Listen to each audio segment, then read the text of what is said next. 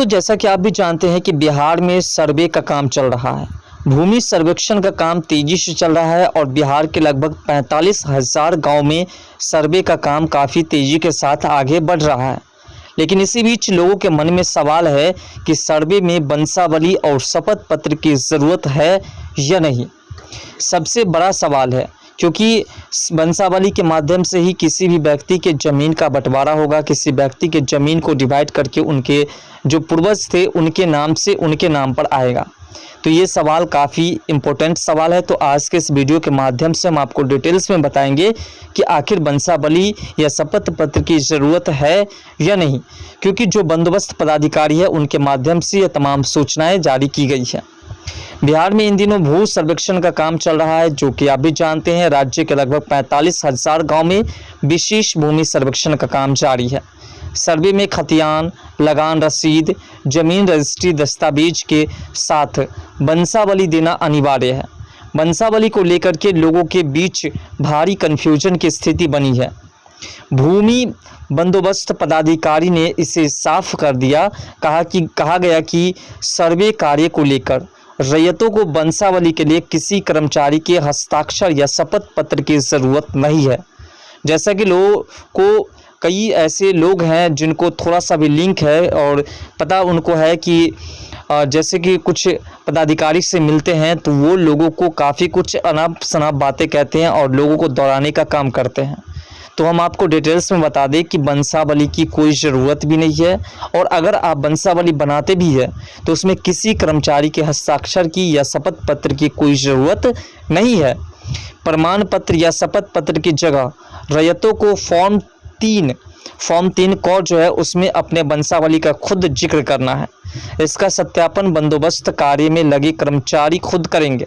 इसके लिए किसी प्रमाण पत्र या शपथ पत्र की कोई ज़रूरत नहीं है। आप फॉर्म जो है प्रपत्र 3 है उसे भर करके जमा कर दीजिएगा और आपका काम हो जाएगा। उसी में आप वंशावली वाली सारी बातें दर्शा सकते हैं। राजस्व एवं भूमि सुधार विभाग ने विशेष भूमि सर्वेक्षण को लेकर के कई निर्देश जारी किए हैं। इसमें बताया गया है कि पहले के खतियान में दर्ज नाम के आगे वंशावली का जिक्र फॉर्म 3 क में किया जाना है। रैयतों द्वारा इसे भर करके जमा कर दिया जाएगा। इसके सत्यापन का काम बंदोबस्त में लगे कर्मचारी खुद करेंगे। इसके अलावा वंशावली के सत्यता के लिए किसी शपथ पत्र की भी ज़रूरत नहीं है। वहीं विभाग ने यह भी स्पष्ट किया है कि सर्वेक्षण के लिए खतियान की मूल प्रतिलिपि भी लगाने की आवश्यकता नहीं है। रैयत सिर्फ अपने स्वामित्व वाली ज़मीन का जिक्र करे, उनके पास जो ज़मीन है उसका नंबर डाले, उनका प्लॉट नंबर और उसका जो खाता नंबर है सिर्फ उसको दर्शा दे। मुजफ्फरपुर के बंदोबस्त पदाधिकारी फिरोज अख्तर ने बताया कि गांव में ग्राम सभा का आयोजन कर रैयतों से फॉर्म लिए जा रहे हैं और उनका सत्यापन किया जा रहा है।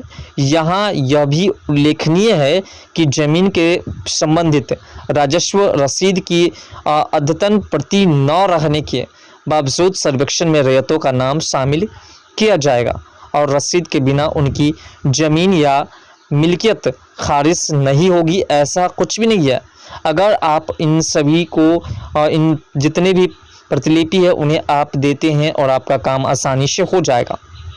बंदोबस्त पदाधिकारी फिरोज अख्तर ने यह भी बताया कि किसी गांव में तेजी से ग्राम सभा का आयोजन कर रैयतों से फॉर्म लिए जा रहे हैं और उनका सत्यापन किया जा रहा है। और जैसा कि आप भी जानते हैं कि लगभग सभी क्षेत्र में आम सभा का आयोजन किया जाता है और आम सभा में तमाम बातों को डिटेल्स में बताया जाता है और समझाया जाता है कि किस प्रकार से आपको आगे का कार्य करना है। फिलहाल इसमें किसी प्रकार की कोई कन्फ्यूजन्स आपको लगे तो कमेंट सेक्शन में अपना राय जरूर लिखिएगा। लेकिन सबसे बड़ी बात जो वंशावली और शपथ पत्र के लिए थी वो हम आपको स्पष्ट कर दिए हैं कि किसी प्रकार की कोई शपथ पत्र और वंशावली की ज़रूरत नहीं है। इसके जगह पर आप प्रपत्र 3 को भर करके जमा कर सकते हैं। उसी में आप वंशावली वाली सारी बातें को आसानी से दर्शा करके और उसे जो है आप जमा कर सकते हैं और उसके माध्यम से आपका सर्वेक्षण आसानी से हो जाएगा।